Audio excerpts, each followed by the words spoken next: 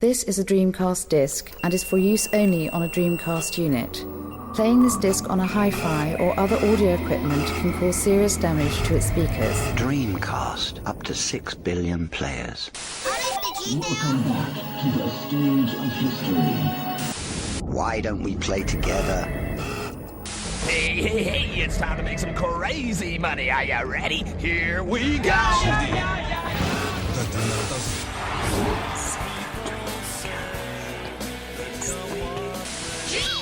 Please stop this disc now. Hello and welcome to episode 77 of DreamPod, the Dreamcast Junkyard podcast. We recently celebrated 5 years of the pod, so congrats to everyone who's been involved over the years, and a big thank you to everyone who listens. A huge thanks also to the man himself, Tom Charnock, without whom all of this wouldn't be possible. This year we're also celebrating 15 years since he founded the Dreamcast Junkyard, so thank you, Tom, for bringing us all together for the love of Dreamcast. I'm Andrew, and today I'm flying solo. Well, not quite. We have a very special guest with us. It's not often that we get to speak to someone who had a hand in creating one of the top Dreamcast games from back in the day, but today we absolutely have that pleasure. I'm talking about a game that came 25th in our 2016 poll, which is amazing considering that it was an EU exclusive. Stealth, gunplay, and motorbikes feature heavily in this third-person action-adventure game, published by Sega in late 2001. I'm, of course, referring to the excellent Headhunter, and joining us is one of the producers of that game, so please welcome Stefan Holmquist. How are you? I'm very well, thank you. Oh, I must say there's a lot of numbers. 77, 15, and 20, and there's some time since Headhunter, so I feel a bit of pressure on me, but I hope I will deliver some interesting facts and battle stories here. I'm sure you will, yeah. It's an interesting game as well, Headhunter. I mean, we'll go into it as we kind of talk through how it came to be, but it straddles a weird line of being one of the only kind of Sega released games that wasn't an arcade release, and also it kind of was one of the very last games to be released for the system, and an EU exclusive as well. So it's I think it garners a lot of interest from the Dreamcast community, even today. It's a fantastic game. So before we kind of go on to talking about Headhunter and all of that stuff, what we usually do is kind of discuss what games we've been playing lately. Usually I steer away from that, but I'm going to stick with tradition this time and kind of ask you what games you've been playing recently.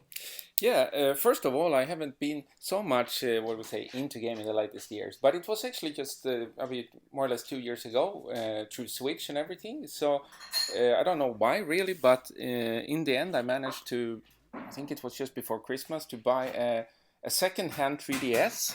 So I have actually been playing a bit of different 3DS titles, and the latest one was Selda, A Link Between Worlds, that I played just a few weeks ago. Nice. How did you find that? Yeah, first it was interesting because, I mean, it was a bit of a history return because it's like a revamp, you can say, of the old Link to the Past game. So again, and I don't know, maybe it's already 10 years old or so, but I felt it's still interesting how, I would say, such an old format still seems to hold up well together. And it's not about the improved graphics. It actually reminded me again how important storytelling and gameplay is actually in a title. Absolutely, very true. Out of interest, do you still have a Dreamcast lying around? Have you played the Dreamcast recently, or has that been a long time for you?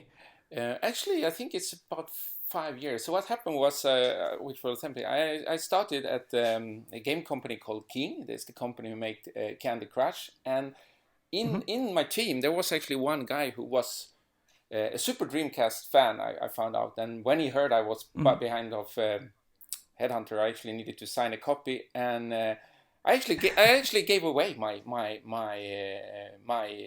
Dreamcast to him, and all the purples, everything I got. I had quite a lot of VMUs and everything, and I felt that I didn't need it, but I kept. I still have my copy of Headhunter, of course. One copy left.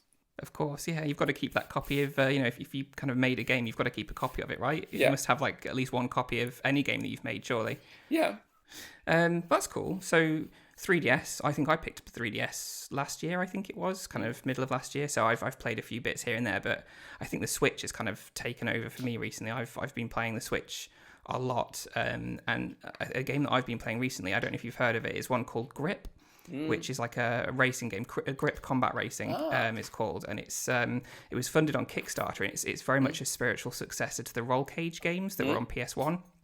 So it kind of went on sale fairly recently. So me and a few of my friends have bought it and have been playing it. It's very, very fun. It's not perfect by any means, but it's a real old school racing game when you've got weapons and the courses are a bit crazy. So yeah, it's a really interesting game. The fact that the kind of cars can kind of turn any angle, they can go upside down, you can kind of flip them.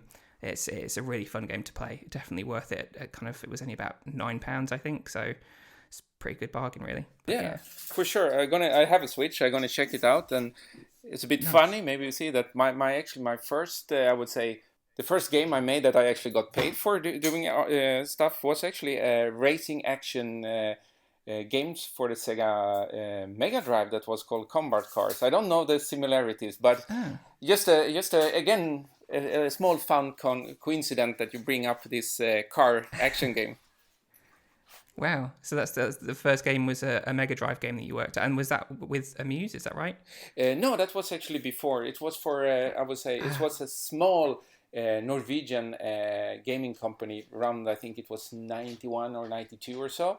And actually, some of the people there that I befriended followed through and was part of the founding Amuse, the company that made Headhunter. Sure. I said Amuse, but obviously the Amuse didn't get founded until 1996, by which point the Mega Drive was kind of like, that was when the Saturn was out, I suppose. So, exactly. That wouldn't have been...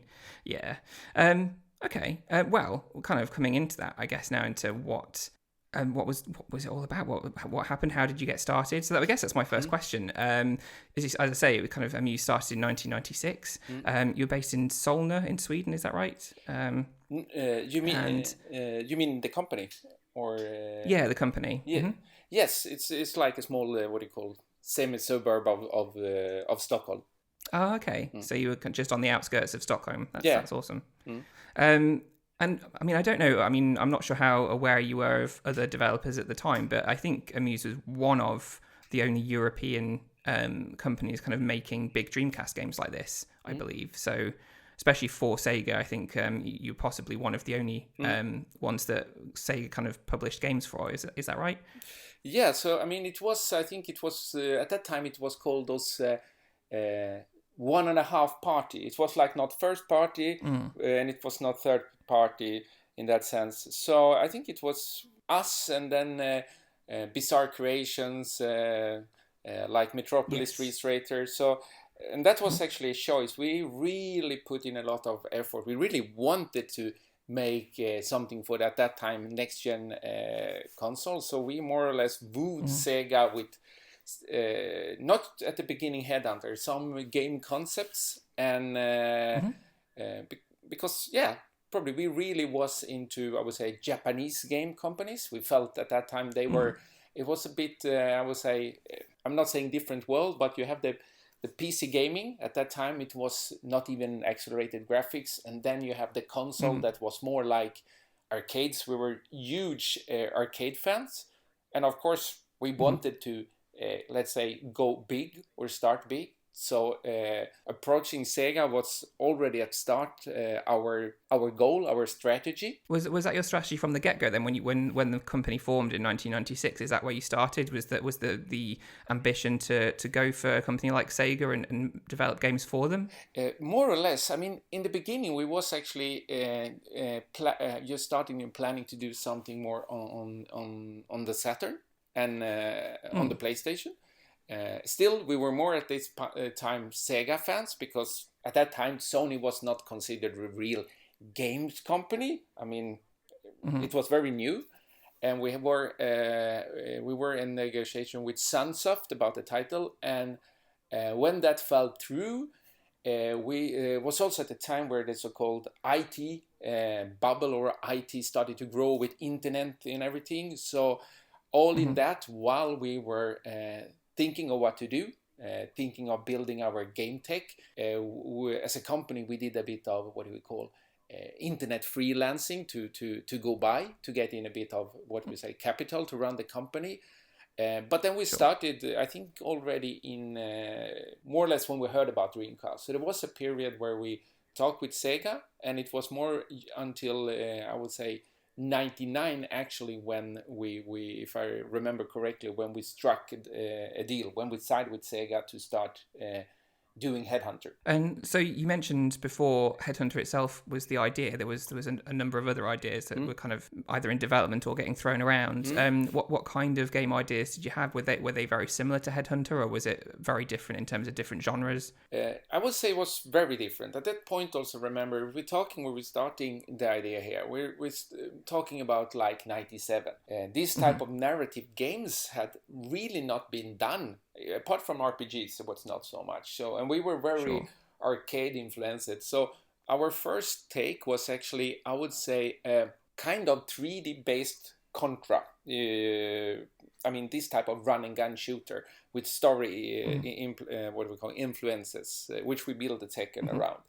The closest I would compare that today would probably be some kind of even more arcade-style Gears of War. And at that time, when we approached that with some tech and concepts, Sega wanted to get, I would say, they wanted actually to have less arcade titles for their system. That was actually part of their strategy of games like Shenmue and everything.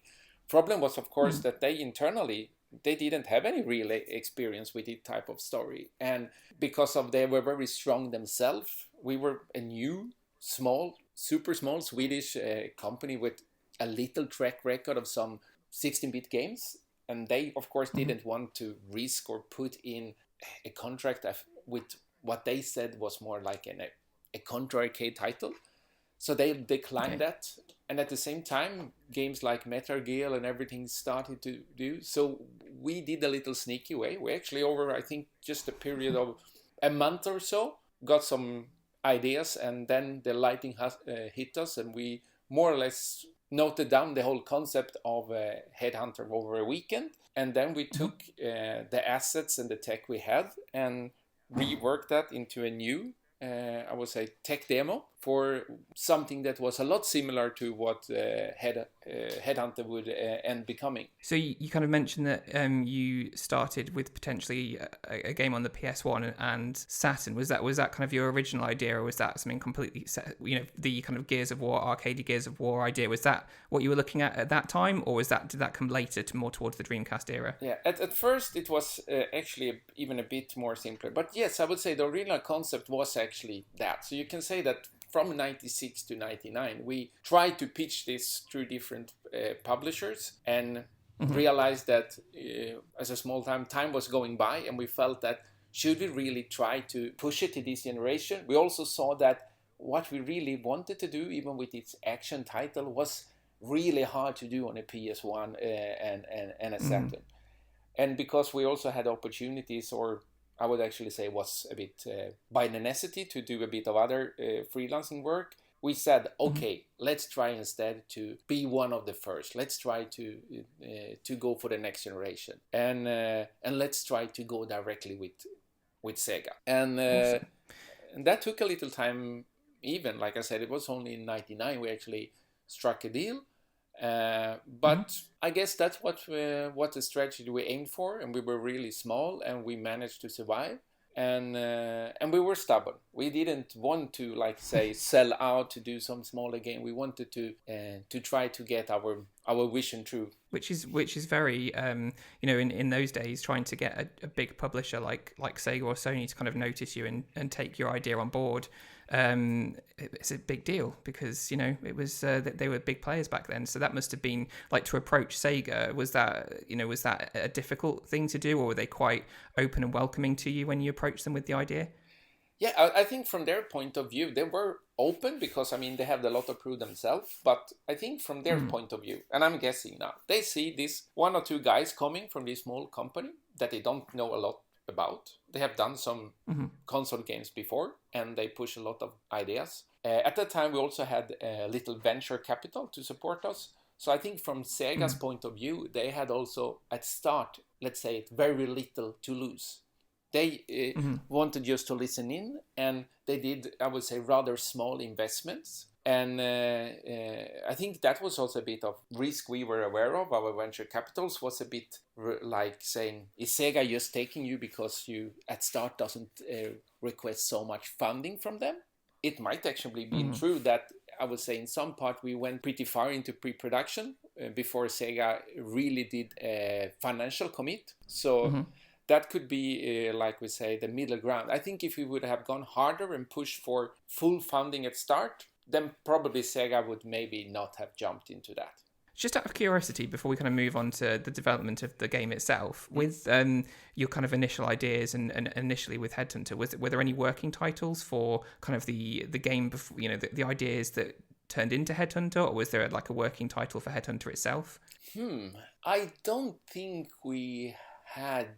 I think Headhunter come up pretty quick when we did this turn. So again, to confirm that, I think a lot of the core mechanics, a lot of the core ideas and everything cemented pretty quick when we needed to, okay, what can we do to salvage the old project when we saw that Sega was not interested in the arcade style GAB. And we also were really inspired by games like Resident Evil and Metal Gear. I mean, it shows pretty obviously that that was huge inspirations. And there was a lot of things, I will get back to that later, that was not fleshed out or hurdles we stepped on the way. But if I would look on those 3-4 sketches on paper, it would still be pretty similar to what the end product was. Kind of moving on to kind of your role, you were the producer, one of the producers of Headhunter. So what was your involvement like in the actual production of the game? What did you do? Throughout. What was your role? So first of all, like we said, the first before Until the Sen and everything, we were quite few. I mean, we grow from practically 2-3 people to around 10. I would say 10, 15. So we had. So the role in the beginning was a lot of shattered. It was like. To be clear, it was me and another guy, John Crookness, who founded Amuse. So we were 2 founders. And of course, a lot of things was just founding, negotiating with Sega, trying also to I would say, keep the small, the venture capitalists happy to see that things were actually going forward. My role was, I would say, a bit more on the, I would say, gameplay and technical side of production. Not so much on the actual, I would say, storytelling side. Like, as a person, my original work before was graphic artist. So that is my core. I would say I'm, today, people in game development would probably put like tech artist or technical artist as my role. So it was about that, assisting programmers, developer, how we actually could make a tech that took good advantage of the possibilities of Dreamcast, also producing the tool set, supervising when the company grew, supervising the artist a bit more, and also communicating with John and the other people that were more focused on, I would say, the narrative, to see what, to find out what was possible and not what possible. Like everything, we had a lot of ideas that we needed to scrap for both time restriction, but also sometimes for technical restrictions. So I would say a bit more like technical producer would probably be the best fitting name when the production really started to ramp up. So lots of like looking at the art assets and how the game itself played rather than the story and narrative side. In kind of looking at it in that way, then what were your initial goals when once Sega had picked you up and you knew you were actually going to be making Headhunter for the Dreamcast? What were your initial goals when developing the game? And was there anything that got cut really early on that didn't kind of make it into the game? The simple goal was we wanted to make the best game. That's like we all. And one sub goal was we want to be as good as Metal Gear Solid 2. I mean, that was kind of at that point also. We knew also that during the development that PS2 would come out. That's a completely story I can tell if you want to know more about that. I would say the battle between Dreamcast and PS2 from also Sega's point of view. So we wanted to make a game that was really pushing Dreamcast and being narrative. At the same time, when it comes to cutting out, I would say there was a lot of polish that needed to be cut out. There were things we were not, maybe I would say camera system and things. There was a lot of quirks that we were aware of that we still needed to skip on, or maybe we decided to skip, to be fair. If I look in retrospective, maybe before, and we needed to cut up some assets, some small levels. Clearly, some boss fights needed to go. There were some planned boss fights that didn't end up. In the game, there is a section called Aqua Dome. Now, spoilers comes for those who has not played the game, and more or less, it's a battle arena for convicts, and that was from the beginning more planned to be a huge underground sub-level where you could walk around and do tasks until the end where the pure boss fight appeared. So that was cut down in scope. There is a rather simplistic boss fight with one of the key antagonists that is called, I would say, Hank. And that turned out to a simple quick time event. That was supposed to be a lot more advanced, I would say, real boss fight, and we needed to cut out a lot in the biking section. Originally we wanted more GTI style with the enemies, not enemies, the people walking around. And one big feature that was cut out by Sega themselves in the end was that originally the plan was to have online motorbiking racing competition gameplay. Did that get cut out fairly early on, or was that later on, kind of towards when the game was due to be released? It was a bit before. It was when Sega more or less realized that they're going to throw in the towels regarding Dreamcast. Of course, we knew a little of this, I mean, before it became official. It was already in the talks what's going to happen. But we had more or less it working. There is even some footage, and I think in some interviews and some gaming magazines at that time, there was images that show it, and basically it was, I would say, you were racing in that in the city towards different goals where you more or less needed to go to those goals before the other player, and in the end, depending what you did, you collected points. At the end, you got the total point summary, and if you had more than your opponent, you won. So you were really looking to use the Dreamcast to its fullest. Then every feature that you could, I suppose, you were looking to integrate into the game, even if they didn't actually turn out to be in the final game. Yeah, and that was at the beginning. That was a sale pitch. That's what Sega wanted. That was going to be a major feature of the game. And when they dropped the plans for this type of more online support games, of course, we even if it was almost finished, we needed to remove it. I mean, talking about developing for the Dreamcast, what was that like? What was it like to develop for the Dreamcast platform? I would say, first of all, there was a lot of people that didn't have a super huge experience. I mean, this was still, even if this was after PS1, it was still, I would say, quite new principles. But I would say it was still pretty easy. It was rather a lot more similar, I would say, compared to PS2 than if you compare to making a game for console today. It has its CPU, the SU4, and it has this graphic card, this GPU Power VR, which is actually the same tech that it's powering a lot of iPhones still. I mean, Power VR is the card. The documentation was pretty good. We decided to not use any of the pre-lips that was, because we wanted to squeeze out as much power. So we did most of the stuff ourselves. And we were lucky to have two developers that were really, I would say, hardcore optimizers who had background of so-called demo scene. Is more people really try to push their computers and console to do fancy effects. So I felt still it was, as today, the hardest part was to educate artists to produce the characters and the backgrounds in a way so it didn't take too much memory, and also that they put the power where it needed, to not make things too much detail when it was not needed, and to find the right balance of where we should put the polygons, so to say. I mean, obviously, you were very closely tied to Sega because they were publishing the game. Did they supply a lot of help and support for the game as you were developing it in terms of, both the kind of getting the most out of the Dreamcast and also just supporting you as a studio? I would say, if I remember correctly, not so much. We were very independent, maybe a bit stubbornly independent. I know sometimes where there was some delays and they were offering us, if we wanted, we could use port the games to the Shenmue engine. And I think we declined that. Maybe there was good reasons also that it wouldn't make sense, but I think it was a little bit of stupid youth pride in that also.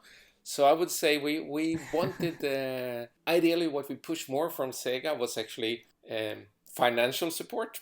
Like, I don't know if I can mention it now, like the music in the game. It's, I still would say that if I look back on the game itself, the graphics, the gameplay is pretty good, but the music by amazing Rika Jakes is a really amazing soundtrack. And because it was so good, we got at that time a bit stupid idea that, hey, why don't we record it in a real orchestra? Why not get I think it was I might be wrong if it was the London Philharmonic Orchestra. So we managed to squeeze up a quite huge budget chunk from Sega to actually go and record the full soundtrack there.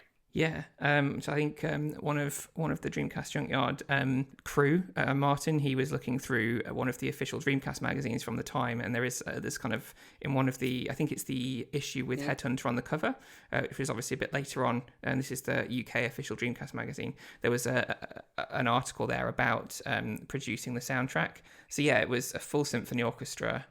It was the London Session Orchestra, I think that was the one. But yeah, it was a fantastic soundtrack. And so you were the ones then who pushed for the orchestra rather than Sega. You wanted that kind of level of production value in the soundtrack. Yes, or actually, it was actually John Crookness, my business partner. I think he was even more into movies. In that sense, he had a very good ground vision that I would say was very ahead of time of game production.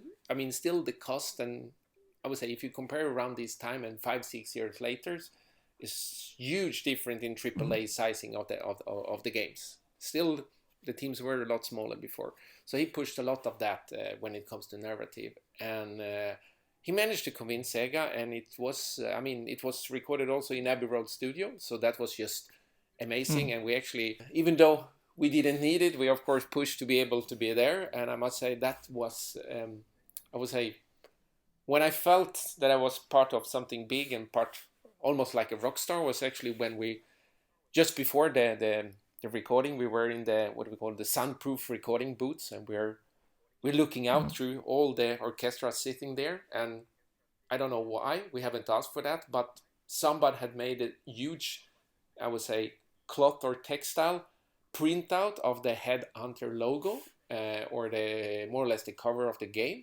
that was filling the whole back wall of the orchestra. And then we have of course heard the soundtrack a lot before in its digital form, and then Richard starts helping with the director, the recording, and they start playing the first notes of the Headhunter soundtrack, and the hairs in the back of my neck, they just stood up completely, and I felt, God, this is big. Wow, that is amazing. And the fact they had the big cloth kind of game box art in the back. Where did that go? Did somebody take that away? It's a good story.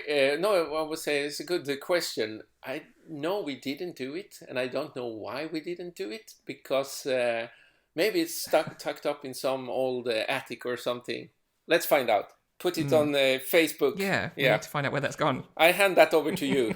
Yes, we'll look at. We've got our resident detectives, Lewis and Tom, tend to look into these things. We'll get them on the case. We'll track it down. But that is an awesome story. I can absolutely see why you'd feel like a rock star in that particular moment. That's pretty cool. So I suppose that kind of leads into what it was like to work at Amuse at the time. I would say it was very chaotic in that sense, both good and bad. I mean, like I said, we were rather young. We also was a bit reluctant to, or maybe don't even understand at that point, to take on more external people for managing the company. So it was a very family feeling. At the beginning, at least, I would not say there was this typical crunch culture. At least it was more of this, I would say, the culture was very similar to a lot of internet startups of this time, where it was still a little cool to work all day there. I mean, and to be fair, maybe that was not always the most efficient way to do. So we talked, we chatted, we sometimes was pretty bad of having real structured plans of where we were going. So for me, and I think a lot of at least the core team in the first 2-3 years of the company, it was a really coming of age story in that sense, both from the company and both for us. I mean, a lot of people were, I mean, the youngest were around like 20, and the next bunch were from, I would say, 25 to 30, with very few exceptions. There was nobody over the age of 30 years in the company. How old were you when Headhunter was being developed? When that being developed, let's see, when it's say like it's really started for full in 1999, then I was, let me think here now, I must have been 26 or something. Wow. 25, 26. Awesome. So to have that kind of game that you're developing, this huge game for a massive developer at 26, that must have felt pretty special in itself, I suppose. I don't think I reflected so much on that. It's more like when I talk with people like you that I reflect that also, like, hey, we actually started this company. We got funding and everything where we were a bit just 22, 23 years old. And but I think we were fearless. We didn't know what was possible and not what's possible. I think the difference compared to today is like if you wanted to start a rock band, which I said you could with very little investment. Today you want to start a game company, you want to do your own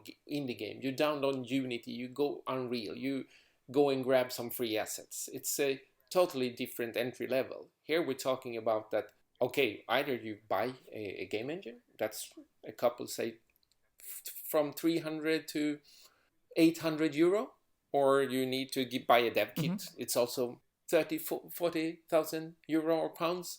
So I mean, it was a lot harder in that sense to do that, and you needed to put a lot more things into, I would say, financing or securing some way of funding. So it was a big undertaking at the time, and especially for, I mean, you know, I was going to say somebody of your age at the time. That was. It sounds like you didn't think of it that way then, but it sounds like it was a huge undertaking and a huge task to get where you got to. Yeah, and would that be right in saying? I would say, and that I would say is a learning there, and learning to all is also that don't take on too much. I mean, I know John, who did we're more separating managing a company. John, he was reading like this learn yourself bookkeeping in 21 days book while we were doing. So that was the level. But again, it was finally, everybody felt special working with Sega, especially those things just that we get games and stuff for free from Sega to the game room. You know, we were always playing like Virtua Tennis 2 and other games in the lunch breaks. And good and bad, like I mentioned, we were seated a little outside of central Stockholm, around like 10-15 minutes by the metro. And with other more industrial companies, good and bad, I can feel that was a little also positive, because we really kept us in this area, and it felt you were like you had your own little amuse village in that sense. And I would say we grew from around 10 to 50 people fixed in the companies, with a bit of externals now and then to assist on some task. I think that's what's in general the production force. Awesome. It sounds like a little bubble that you had going on. You were kind of in your own little world and able to create this amazing game kind of without much of an outside influence. So did Sega have a huge influence on how the game development went, apart from cutting the online section? Not so much, and also saying that Sega has their own, I would say, issues doing that. So we had some producers coming and going because, how can I put it? Sega of America was very little involved in this, and Sega of Europe and Sega of Japan had this, let's call it, parent-child relationship that maybe was not, sometimes it was complicated, if I would put it in this way. And so I think we managed quite a lot ourselves, and sometimes it was even I would say, pushing back some ideas from Sega that we didn't fully agree on. But it also was some persons like one of the, I would say, I don't know exact his title, but I would call still producer from Sega in the beginning, Shimizaki-san, who was really fighting for us and protecting us from Sega. And I'm today grateful how much this man helped us out. So you mentioned that there was some stuff from Sega that they kind of were pushing you to do, but you pushed back and didn't. Was there anything that you can remember that was that they were wanting you to put into the game that you didn't end up doing? Like I said, just on this part, I was not so heavily involved, but I think it was this usual thing for some producer who jumped in. I mean, not the level of in some games, but it's, yeah, hey, why? I heard... Look, skateboarding games are cool. Why don't we have a section where Jack can use a skateboarder on the street? It was not this level, but sometimes these small things they wanted, and we tried to explain that it would break the concept and it would create a lot of technical difficulties. And then sometimes but can you not try? And then it was hard in a nice way, because also being a Japanese company, you needed to understand their ways. So I would say not so much from Sega of Japan, but it was more of I think some, if I remember correctly, some producer of Sega of Europe who had some ideas that we didn't fully agree on. So, I mean, kind of leads into the next point, which is that, I mean, by all accounts, from what I've read and what we kind of know in the community of Headhunter, it had a fairly rocky development, I believe. What caused the difficulties that you had? Was Sega a component of that, or were there kind of issues within the company that kind of caused that kind of rocky development? First, I would say I think the sequel to Headhunter had a lot more body count, if I'm remembering correctly. Maybe, like I say, I'm clouded here, but I never felt that the body count of Headhunter was so... It was pretty stable. It was more like on the final parts where, more or less when the game started to be done, the whole IT bubble has bursted, and our venture capital company needed to pull out because they have, I would say, bigger problems. Like they invested a lot in some other internet companies wanted to do. So in the middle of there, where we actually are about to finish Headhunter and starting to work and think about a new game, they pulled out and wanted to shut the company down.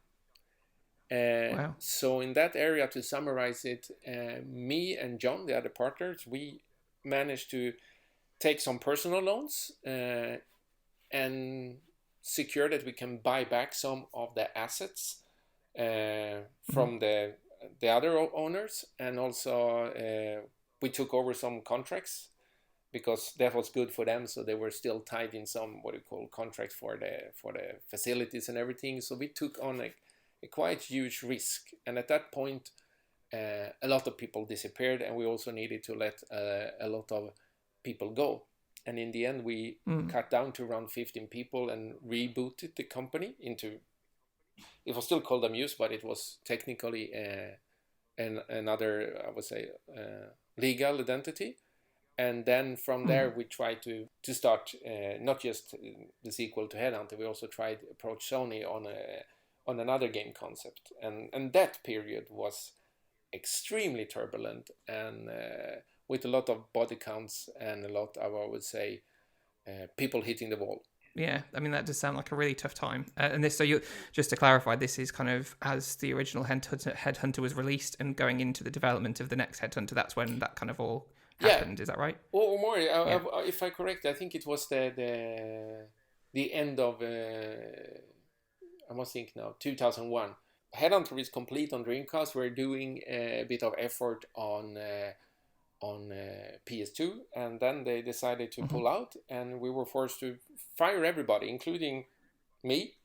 And then during that period, some people were looking for other jobs, coming still to the studio to look, and the only thing that was left is actually in the old Amuse was 2-3 people. I was not even hired there. It was John and 2 people trying to complete the PS2 port of Headhunter, because the venture capitals, of course, they realized that it would pull in probably a lot of cash to have Headhunter on PS2. But when that was completed, most of the people were just sitting there. They was not working for the old Amuse. And at the same time, we managed to start up, I would say, the new Amuse, where me and John hired back some key people. That's definitely a rocky time. Yeah, it is. Sounds really tough. I mean, just going back a little bit then to kind of launching Headhunter, the original Headhunter on Dreamcast. Was it rushed at all towards the end? Because obviously this was when Sega had discontinued the Dreamcast in March of that year, in 2001, and you released, I think was it November you released Headhunter in the EU? I think it was around that time. Yes. So was there any rush from Sega for you to release the game once they discontinued the console? Were they pushing you to release it as quickly as possible, or were you pretty much there anyway? I would say they pushed us. That's what I meant with the polish. It was more like saying, yeah, but we want to polish some tweaking. Feature-wise, we were working on some levels, but I would say the game was complete. So it was more about cutting the planned polish phase. And at that point also, Sega itself, we could feel it. It was a bit sad in the company that the confidence of Sega was very low at that time. It was... It was almost like the air of the balloon was slowly sipping out. Or there were changes in the management and all that. And I mean, just an example, they had a completely done game, and they decide, Sega America, no, we don't want to publish it. Was that sorry, this is Headhunter we're talking about, right? So Sega America just decided not to publish Headhunter over in America, is that right? Yeah, and they decided. Wow. Makes sense. They're saying we don't want to invest in that, but at the same time, Sega of Europe. We were porting it to the PlayStation 2, but Headhunter is not released by Sega in America on PlayStation 2. They said no, we don't want to do it, and why? Silly politicals between the two different locations. So in the end. John actually, through just some networking, had a bit of talk, and then somebody in Acclaim said that, yeah, but it looks like a nice game. Why don't you want to release it in America? Can we do it? And at first, Sega didn't want to allow that. So it was like a negotiation, like, come on, drop your pride. We will get money for this. You will get money from it. It will be very little effort. So finally, John managed to sell the idea to Sega of Europe, that got permission from Sega America, that Acclaim of America could release Headhunter on PS2 in America. There's a lot of politics going on there, isn't there? That's slightly crazy. Yeah. They really didn't want to release it at all. And this was just because there was kind of ill feeling towards Sega of Japan or Sega of Europe from them, perhaps? I can only speculate. I'm just saying that there was so little reasons, and the reasons felt very constructed, so I can only assume that there must be some internal politics. That's my only, I would say, that's the only thing that makes sense.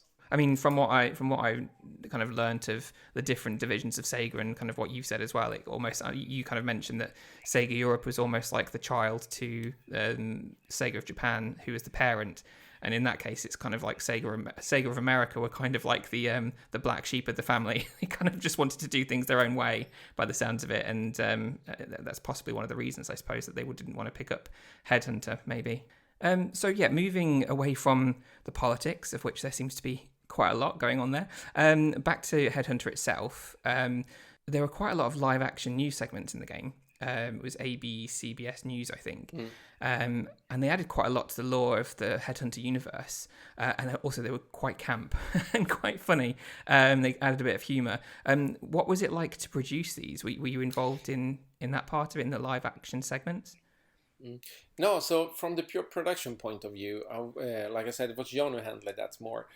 We actually used their, I would say, Jim, who was one of the voice actors, and for Jack and some others, he had a lot of networking, so we were lucky there to get, I think Dominic Gibbs is a guy who has worked with a lot of movie production and everything.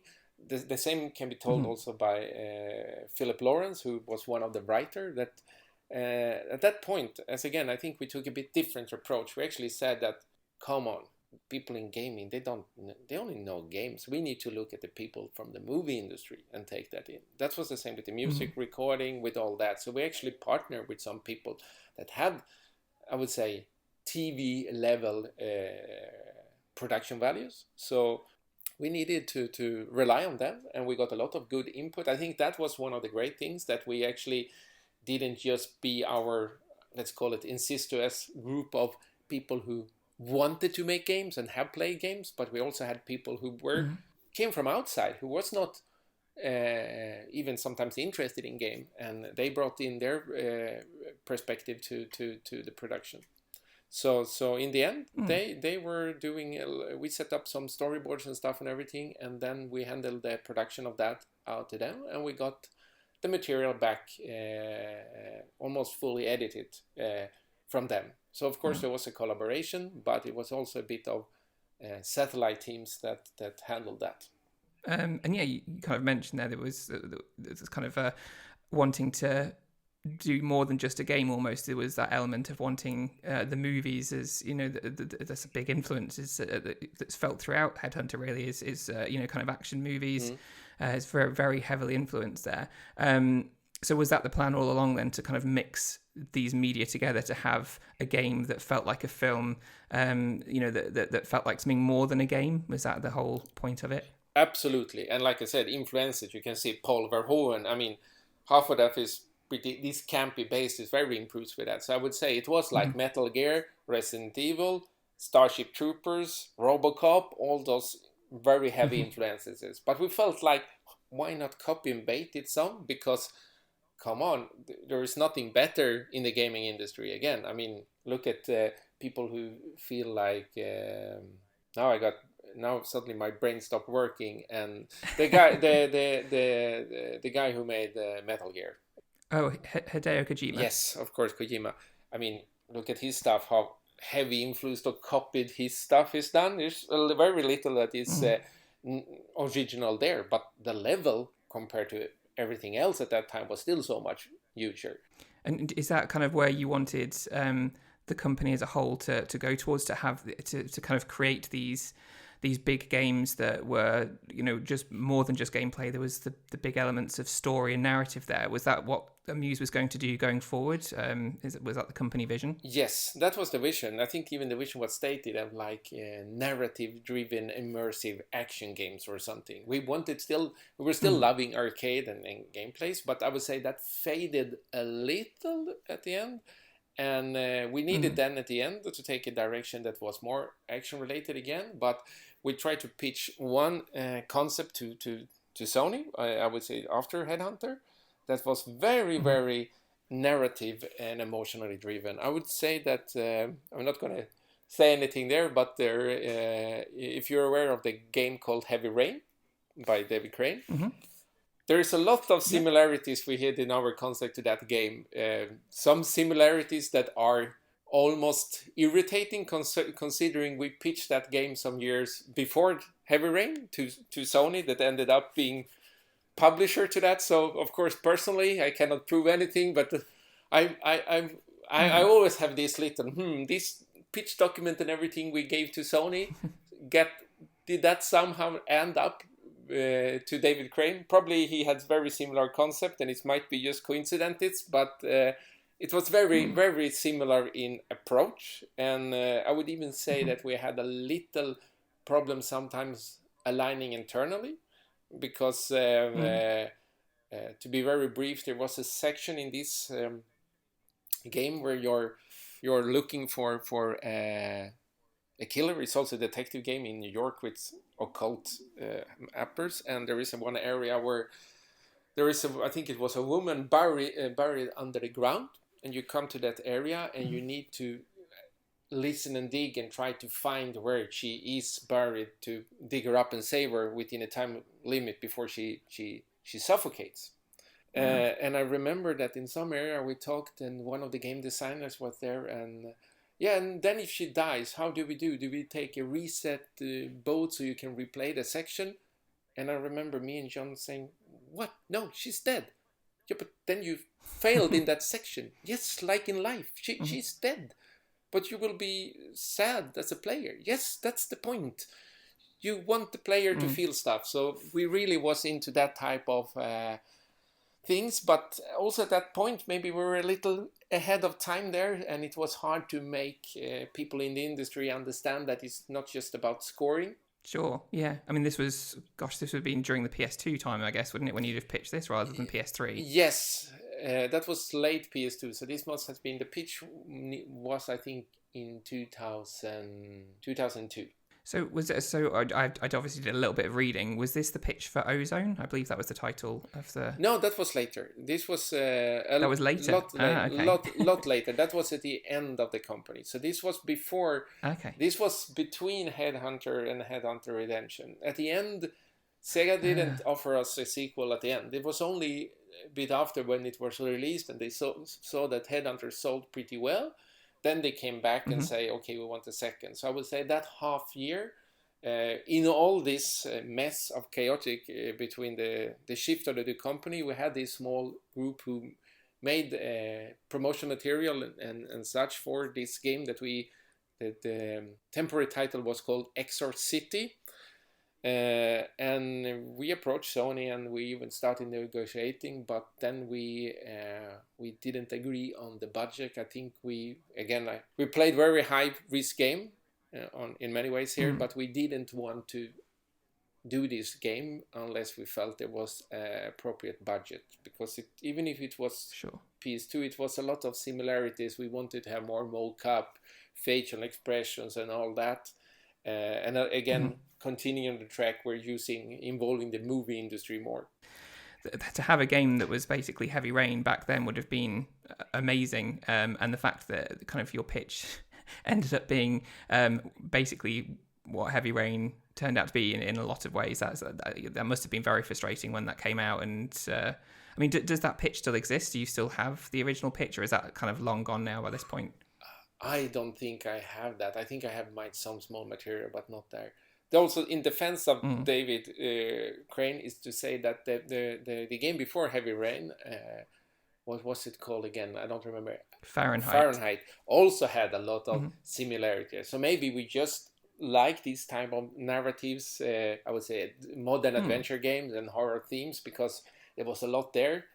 I think that was even more frustrating, because Fahrenheit appeared just I think it was some years after we had the pitch to Sony by some other company. So it was more like, look, they even managed to do a game on PS2 that was similar to what we envisioned. But, and of course in our stubborn heads we said when we saw that, but hey, if we would have done it, it would have been so much better, which we of course don't know if it would have been. And that was, I think, when we were finalizing the sequel to Headhunter, when we saw that Fahrenheit game. That's really interesting to know that. I feel like I'm jumping around here a little bit, but I did want to kind of touch a bit more on the original Headhunter just before we move on a little bit further. But so, I mean, Headhunter is arguably one of the best looking, if not the best looking game on the Dreamcast. It's it's kind of, it feels like it's pushing the Dreamcast to its limits. Tom, who founded the Dreamcast Junkyard, he wrote a quick look article about Headhunter, which you can read on the dreamcastjunkyard.co.uk. And one of his favourite scenes was the rooftop boss battle that took place in the pouring rain. The lighting effects and the atmosphere, it's just amazing. How important was it that Headhunter looked great? And were you pushing the limits of the Dreamcast by creating that engine and those graphics? I think it's very important. I mean, both me and John is like with movies and cinema, are very, very visual persons. And I mean, one interesting part is I mentioned that when the company grew, I moved more into production and art lead. But I started out doing graphics in Headhunter. I mean, we were, like I said, that Jack is very popular because I think every artist has had the hands on him, the model, the character. But I mean, I started those core first characters was actually, I was involved in that. I modeled the parts of Jack and Grey Wolf. And the Grey Wolf's boss fight was actually the first we made. And that is actually I who did it. That's, I think, that more or less, there were some tweaks by another Johan later who did a little improvements. That was really great, adding a little more color. But like I said, I would call myself a tech artist. So all the FX and stuff and setup of the Greywood boss fight is actually my doing. And it's an amazing fight. It's a great part of the game. I mean, were you pushing the limits of the Dreamcast with what you were doing with that? Was that kind of on the limits of what the Dreamcast could do, or could it have been pushed further potentially with more time? I think not just more time, but also more time and also more better tools and better understanding for some artists. I would say it didn't push Dreamcast. I think it's also like in all games, it's always easy to say afterwards, you can have squeezed more. Yeah, but it takes too much time. I think that boss fight was easier because, like I said, I was very technical who I made it, and it's also very confined. It's like just this area. So it's like the fake it, especially in Dreamcast and all the consoles, it was a lot more fake it until you make it. Today it's a lot easier. A lot of things were just I can do a super brief. Like there is a lot of nice reflections. There is this it's a rooftop and it's raining and it's evening. And I mean, the clouds in the background was just me having different layers of cloud textures, real photos that was animated. And the floor was just a flat floor where I had a texture where I would say the different pixels had different level of transparency. So I would say it revealed what was under it. And what was under it was just the same geometry copied and mirrored, and in that it looked like there was reflection in the water puddles, and all the raindrops was just the same. It was just one texture where I had a little small textures with a couple of raindrops that was animated in maybe 4 or 5 frames, and then it was just stretched out and used all over the floor, and suddenly it looks like rain was dripping everywhere. And I added some, what we say, it's called particle systems. You can imagine there are small objects that create small particles, small objects. And that was added on the top of Jack's shoulder and areas of the game. And it made those small splashes. And to the whole rain effects, I'm very simple. I faked it. I just created a small cylinder of maybe very simple object, and then I took the same. I took a texture of some stretched raindrops that was animated, and I just dressed that cylinder in that, and then I just attached that cylinder around Jack, so where he moved the rain mode, so it looks like it's rain everywhere and it's depth and everything, but that's just a small cylinder around Jack. That's really impressive. So that to accomplish that on the Dreamcast, it's it looks amazing. So well done for having created that on a console that's it's a console that's known for being quite it's got quite a few good looking games, but Headhunter was probably one of the pinnacles of graphics on the system. So well done for creating such a technically accomplished game on the system. It definitely shows. Kind of moving on from that then, what do you love most about Headhunter? What is it about that game that, thinking back now, nearly 20 years later, what do you like most about it? What do you still love about it? I think what I mentioned, that it pushed things forward. Of course, other games did it in times, but it was the vision of having something more like a movie. And I think it does it well or not. Like it's in the story, even during the development, the story was created changes late. It was super chaotic. So if we could have been tons better, but I think by involving people and still trying, it is a quite nice story. If I compare with the sequel, I for sure prefer the first Headhunter. It copies a lot of things, and what I like is also it has sci-fi elements, but it's also modern. It's a bit it's about a guy. This cliche Clint Eastwood lone wolf who rides a bike in the sunset of California-style settings. And We mixes a bit of puzzle solving games. It could be frustrating. There is backtracking, but the puzzles were pretty okay. They're also grounded a little in that, and there is stealth action. I mean, maybe that is the weakest point, but it still has some action and a little stealth. So it's not stealth game and it's not action game. It also brings quite a lot of things together in an okay way, not the perfect way, but an okay way. So I think it's a bit like those medium cheap TV shows you saw on late evenings in TV. It's still enjoyable. It's still enjoyable.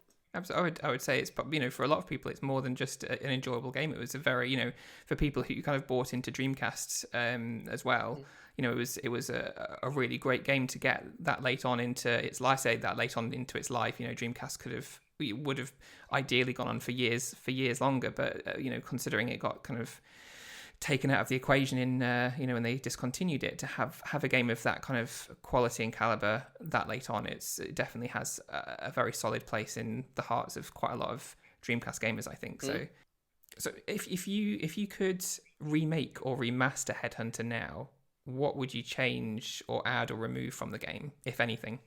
It's interesting because, of course, sometimes because it has I would say this talk with you and other interviews can sometimes be therapeutical, because it was an interesting journey. And personally, if I would redo it today, I would not, of course, improve graphics and effects and everything. That's natural. So that is not so much to talk. I think story is also pretty fine in that sense. I think it mostly would be down to gameplay. I think I would have just made some of the controls and camera work less, I would say, jittery. I wanted a smoother, more polished gameplay. And I would have wanted to, like I said, add back some of the boss fights and areas where we needed to cut it out. Not because it's really needed, but just because that was the original intention. If there is one section I would have loved to explore, because that is still not done in a good way, not even with GTA, the original intention with the bike was to have a more lively city. It was to have boss fights on the games. It was to have, the scope of the game was to have the bike section as another type of gameplay. We say we have the stealth gameplay, we have the action, we have the puzzles. The original concept was more or less to have more control of the bike, maybe even have shootouts on the bike and everything. We dropped that because it was really hard of time and we really didn't know how to make that happen. I still don't know how to make that happen today, but can you imagine, I would say, a better looking Headhunter with less loading times and tighter controls, a little improvements in some boss fights, and a hugely improved action-based bike gameplay? Wouldn't that be nice? It would be, absolutely. Yeah, it would complete it, I suppose, wouldn't it? It would make it into, like you say, the game that it was originally intended to be. And you can tell there was meant to be more with the motorbike sections for sure. Yeah. So to know that there was kind of this huge plan around, not only the online section, but also, having the streets be more alive and have things happen in them, that, having that added to the game would be absolutely amazing. Is that something, if somebody approached you and said, hey, we want to remake Headhunter, kind of remaster it and make it into, a more modern game, would you jump at that opportunity, or is that kind of behind you now? It's actually interesting because sometimes, in general, because of probably previous searches on YouTube and such, sometimes they can pop up a Headhunter clip, and of course I don't watch the clip, but I actually sometimes go to the comments, and when you hear people saying, "Oh, I love these games," and you realize how much joy and affection you gave to people, then that is sometimes still that makes me feel that all the struggles and good and bad was worth it. It really, I can understand people that are creative and get its feedback. It's really heartwarming. And of course, people are talking about, I would say, a remake or even sometimes a real sequel, Headhunter 2. And pure directly, of course, I would love to do that. Of course, I would like to see if there was some other part of the gang to do it. I think the hard part is the reality that, like, first, Sega still owns the IP.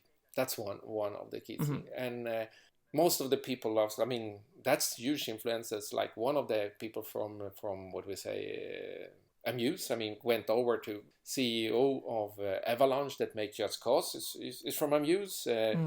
Another guy who was the key producer for Battlefield games came from Amuse and is now responsible for Ubisoft Sweden. I mean, we spread it a lot. So of course, we have our jobs. We have grow older. We have our real life. So that make it, I would say, practically hard because it would be.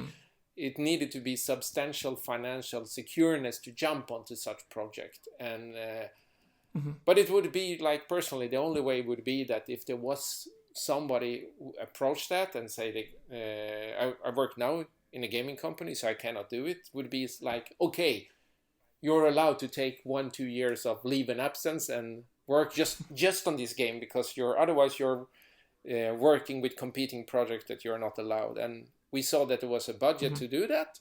Sure. I'm also happy that if there would be anybody who would like to do a remake of Headhunter, I would be glad to that. So it's not just about me because like everything is part of your baby. And of course you want to see that it's could live on for future generations. I mean, you know, so Sega hold the IP, and like you said, you've got people who've gone to different companies like Avalanche. I mean, Avalanche, their kind of history with gaming, and they've taken on things like the Mad Max franchise. Yeah. They kind of made the Mad Max game. You could imagine if Sega and Avalanche could get together and use the IP, that could be But that's I mean, that's the joy of things like of Kickstarter as well. Is there is a lot of projects that have started on there where people have been able to kind of create video games, not just for the. I mean, you know, the Dreamcast community has had that with creating kind of homebrew games, but. Yeah, that kind of project, you'd have to buy the IP from Sega and then, or get them on board with it, and then, I suppose never say never. I suppose. And I even written that. So from here to you, I'm saying that if there was enough interest from the community that could be gathered in some thread of saying, then of course, personally, there would be a lot more interest to take risk of saying that. But like I said, right now with my private life and everything, I don't have the energy and time to do that push myself. So it needs to start up from the grassroots need to bank and say, we're not just want the Headhunter. Here's money on the table. Now you can do it. Yeah, that would be awesome. Well, we need to get that started. So we've got a few things to do now. We need to find the Headhunter kind of fabric box up from Abbey Road Studios. We need to start Kickstarter, get Headhunter back. It's there's a lot to do, and I think. Why are we talking? Let's do it. No. Let's do it now. Right, we'll just stop the podcast. We'll get on it. Yeah.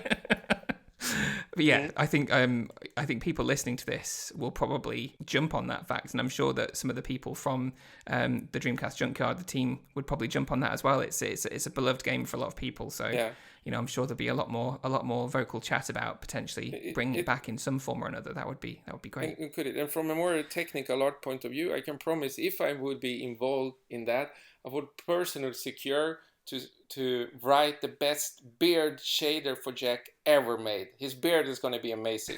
You heard it here first. Beard shader, amazing, top quality. Let's do it. Yeah. Let's get Jack that amazing beard. I think one big question, and we did speak about this, me and you, just before the podcast when we were kind of discussing initially, was about Headhunter Redemption. And I know that you're not particularly happy with that game. What was it about Headhunter Redemption that you kind of weren't happy with? I think I'm not just speaking about the production. If I look just on the game, I find a lot of the controls and stuff is a lot better.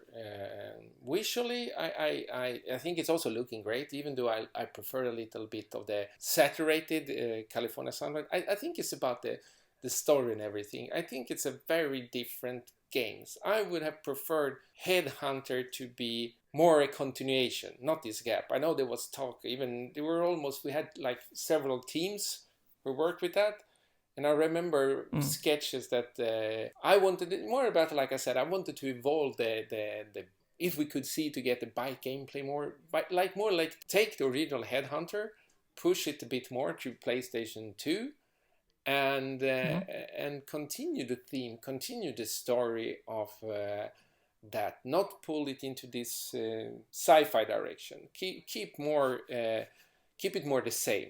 and work more on the gameplay. Like typical, there was some ideas like, I remember Start, where it's a bike boss fight with Jack on an airport, where he's I'm not saying in Pants and Dragon style, but imagine he's like chasing this plane that is trying to lift off from that airport by the bike. So the plane is turning to get enough leverage as he's shooting and trying to do that. But I think there was ideas that the plane was half open and some people were standing outside and trying to shoot Jack. Personally, that was more the vision where I had hoped Headhunter would have gone. So not the redemption, but just a simple, I don't know, like Headhunter 2, California Sunset or something as a subtitle. That was more the theming I would have preferred. That does sound good. Like the kind of the on rails boss fight almost with shooting and driving sounds pretty cool. It's a shame that didn't happen for sure. So, and I mean, obviously that the Redemption was released on PS2 and Xbox. So you had, you had some, you'd already developed the original Headhunter. You'd ported it over to the PS2, so you had some knowledge of that. What was PS2 and the Xbox like to develop for, as opposed to the Dreamcast? Was it more difficult or a bit easier? Of course, it was different. What happened was on there is one of the most problematic part was that when we needed to do this, I would say, shift from the old to the new Amuse, we more or less lost the whole tech team. And that's very simple. One of the hard fact why we kept a lot of more artists was that it was hardest for artists to get jobs elsewhere.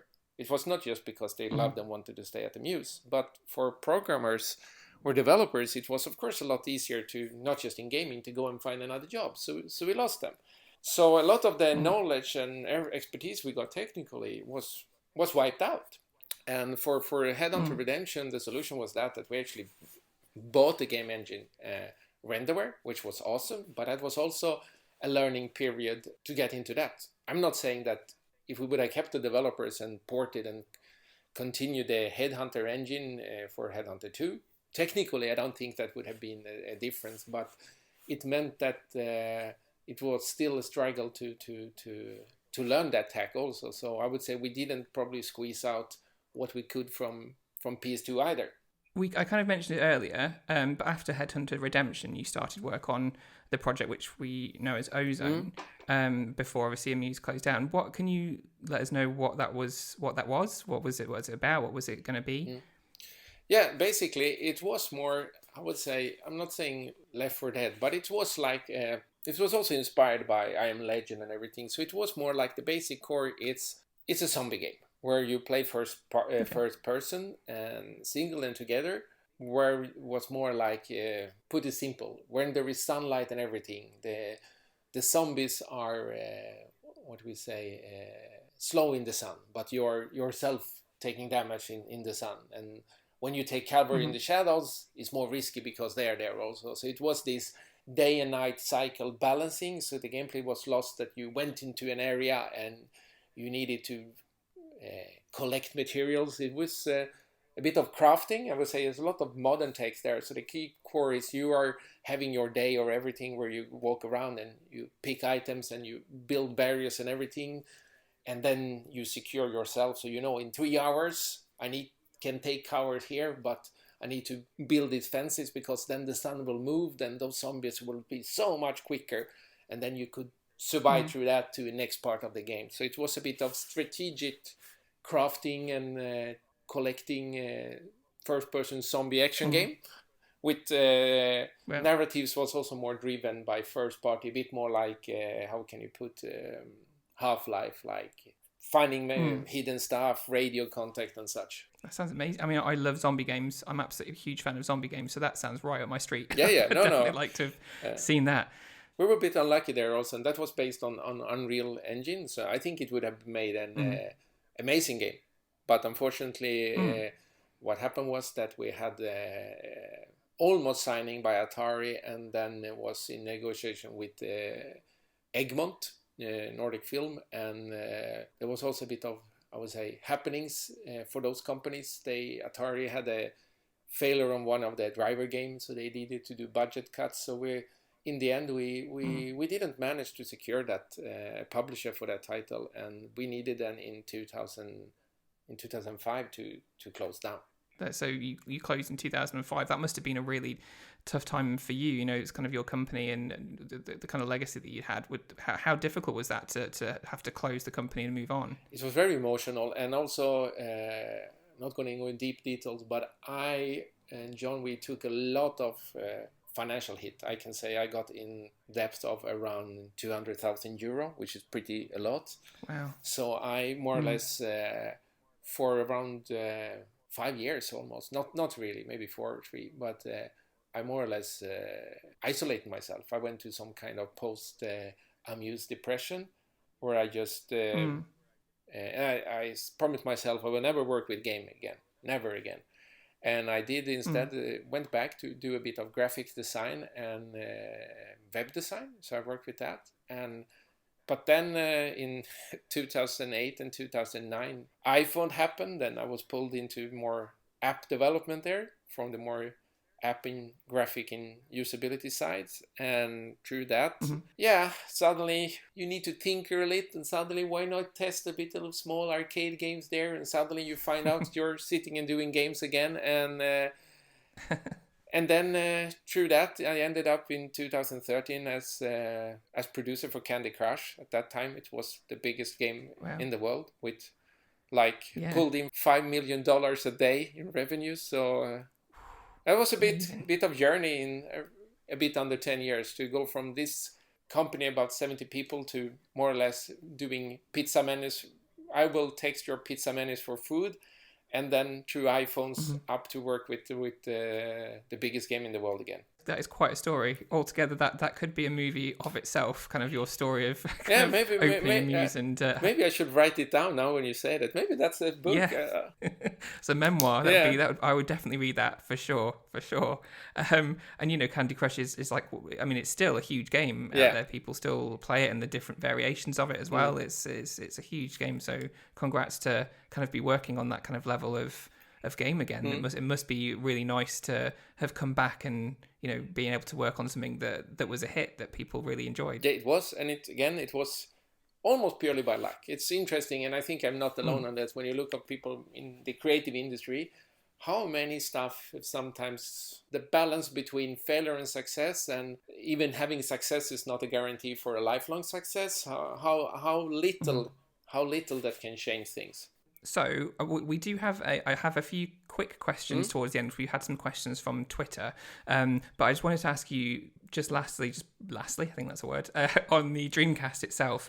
Why do you think it's still such a popular console to this day? I think because it had great games. I mean, let's not forget, and I think that had a bit of, I think Dreamcast and Sega at that point is also a bit of mix. Sega was not Sony then, and it was not Nintendo, but it was a little bit of both. And for me, especially those arcade games like Crazy Taxi, Virtua Fighter, you also had Virtua Tennis. It was amazing couch gaming still there. And you had maybe not so much narratives, but Skies of Arcadia and all. I think and it was a bit progressive with Jet Set Radio and other type of these more, I would say, Japanese games that still was a bit more modernized. So I think it's loved because it's a bit like Headhunter. It actually pushed and opened a lot and tried a lot of new things. It did it okay. It didn't succeed, but I mean, it inspired, I think, a lot of other consoles. So I think it's a nice package. Well, let's just jump into just a few. I've got a few written down here, but I'll jump into a few quick questions from Twitter. We also have a couple from Martin, who's a Dreamcast Junkyard team member. His first question is, what was the inspiration behind some of the main characters, especially Jack Wade? I think you've mentioned, actually, was it Clint Eastwood? I think it was that one sketchy. It's Little Voice. It's a bit of this lone hero, Clint Eastwood. Then also there is a American, I think it's 90s produced, rather also cheap show called Renegade.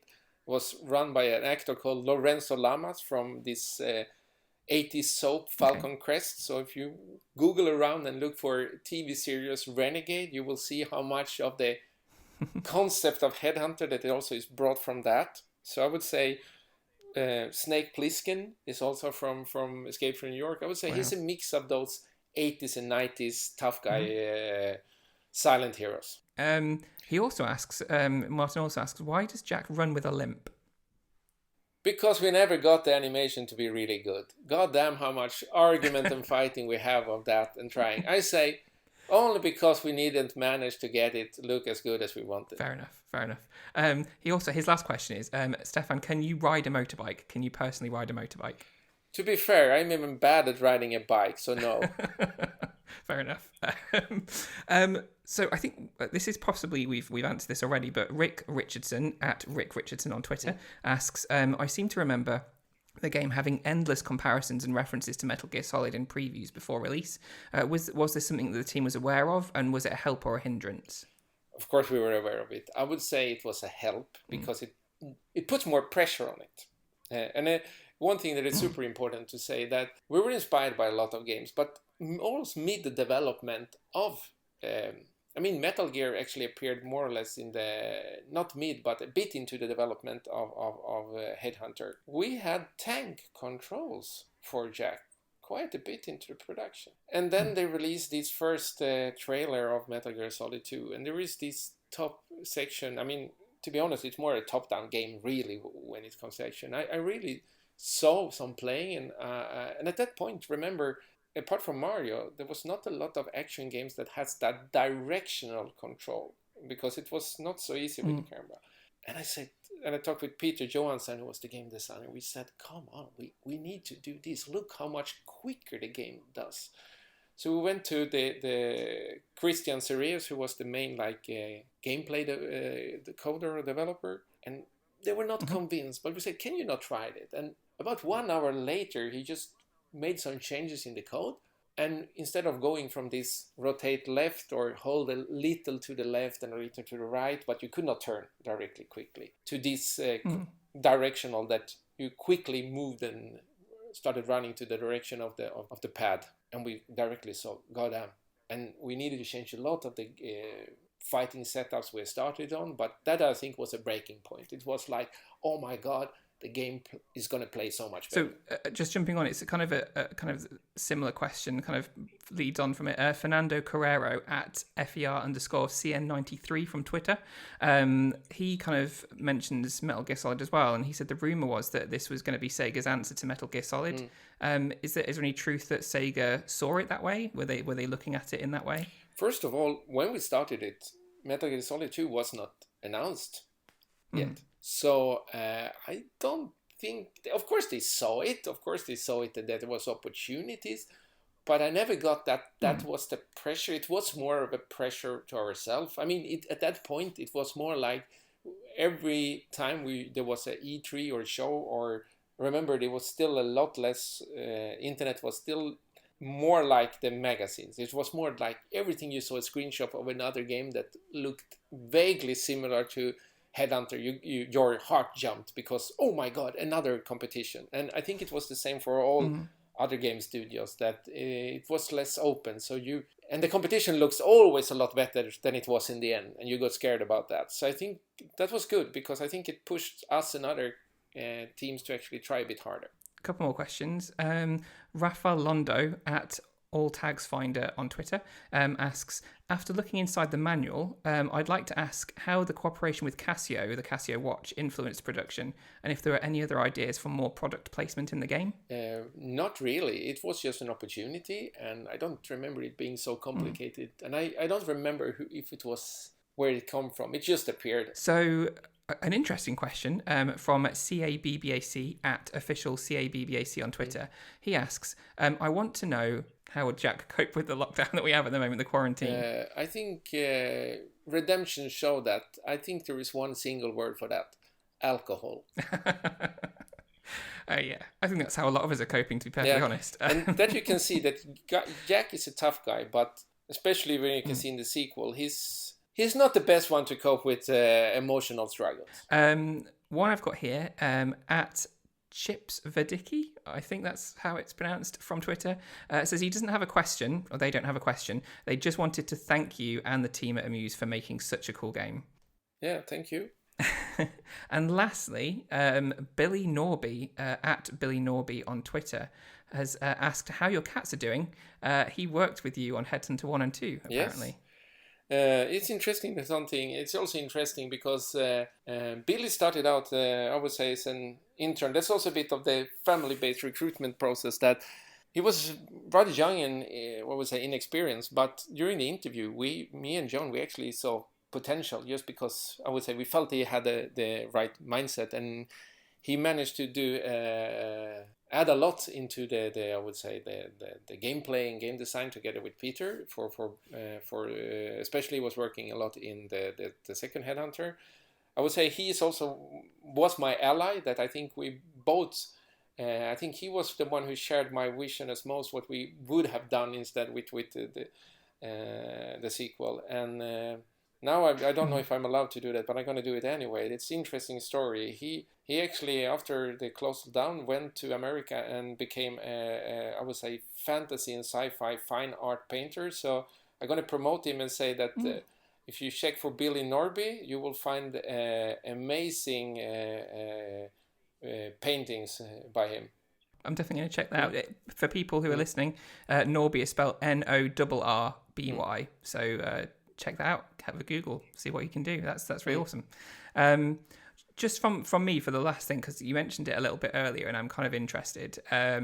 You mentioned to do with when the PS2, it was known that the PS2 was going to be coming out, and you said there was a bit of an interesting story there. I don't know if you had a particular anecdote for that, or if we've already kind of gone through it. I'm not going. Of course, Sega had their own little identity crisis there, but I think one of the key things was that, of course, they were scared about PS2, so they say to us explicitly, and also we ourselves, try to make Headhunter a game that is impossible to port to PS2. So we analyzed and tried to use everything that the Dreamcast was good at, that the PS2 was bad at, and more or less when we are starting to get that in nail, Sega comes back to us and say, guys, can you port this to PS2?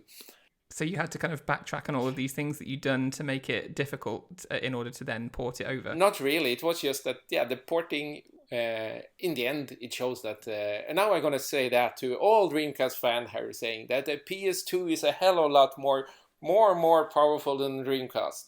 Whatever people think it is. And... of course, it was a bit harder to port it, but we still managed to do that rather well and quickly. That said, Dreamcast is an amazing machine in itself, and I'm very sad because for sure, if it had lived longer, it would have produced, I would say, games with increased power and performance.